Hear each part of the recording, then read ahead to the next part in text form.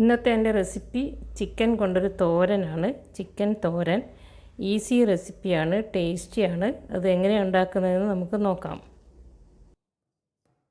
ഞാൻ 250 gram chicken ചെറുതായി മുറിച്ചെടുത്ത് അതിൽ 1 ടീസ്പൂൺ മുളക് പൊടിയും 1/2 ടീസ്പൂൺ മഞ്ഞൾപ്പൊടിയും 1 ടീസ്പൂൺ കോൺഫ്ലോറും ആവശ്യത്തിന് ഉപ്പും ചേർത്ത് പുരട്ടി അരമണിക്കൂർ വെച്ചതിന് ശേഷം ചൂടായ വെളിച്ചെണ്ണയിൽ ഇത് പൊരിച്ചെടുക്കണം.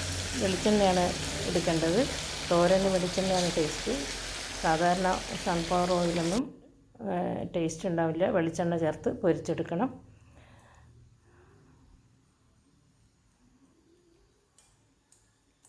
നന്നായി ലോ ഫ്ലെയിമിൽ നന്നായി വേവിച്ച് പൊരിച്ചെടുക്കണം.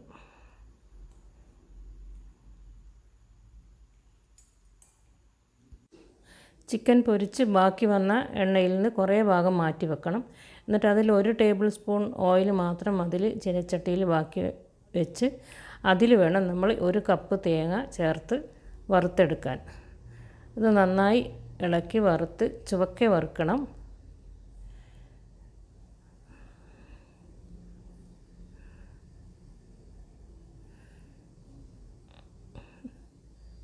നന്നായി ഇളക്കി വറുത്ത് നല്ല ചുവന്ന് വന്നിട്ടുണ്ട്. നന്നായി ചുവക്കെ വറുത്ത് ആ വറുത്ത തേങ്ങ മാറ്റി വെക്കണം. എന്നിട്ട് ഈ ചീനച്ചട്ടിയിൽ തന്നെയാണ് നമ്മൾ ബാക്കി കാര്യങ്ങളും കൂടി ചെയ്യുന്നത്. പൊരിച്ച് ബാക്കി വന്ന ഓയിലിൽ നിന്ന് ഒരു 1.5 ടേബിൾ സ്പൂൺ ചീനച്ചട്ടിയിലേക്ക് ഒഴിക്കണം. അതിനുശേഷം ഇതിലേക്ക് ചുവന്ന മുളക് ആഡ് ചെയ്യാം.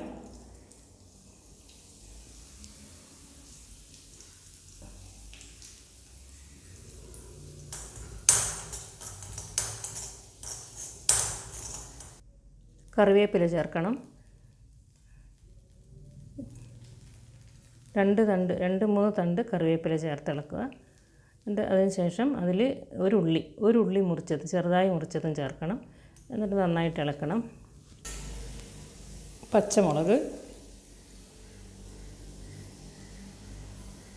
ഇഞ്ചി നുറുക്കിയത്, വെളുത്തുള്ളി നുറുക്കിയത്, ഇതെല്ലാം ചേർത്ത് നന്നായി ഒന്ന് മൂപ്പിച്ചെടുത്ത് നന്നായി ഒന്ന് മൂത്ത് കഴിഞ്ഞാൽ നമുക്കിതിൽ 1 ടേബിൾ സ്പൂൺ മുളക് പൊടി വേണം.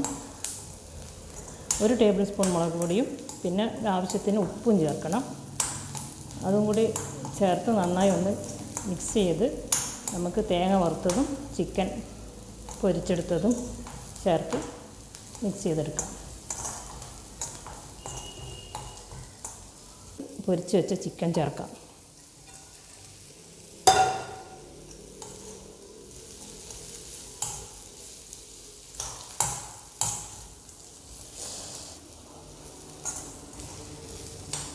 സ്പൂൺ 1 ടേബിൾ സ്പൂണോളം മുളക് പൊടി വേണം. അത് ഇതിൽ ചേർക്കാം. ഇത് കഴിഞ്ഞ് നന്നായിട്ട് ഇളക്കണം.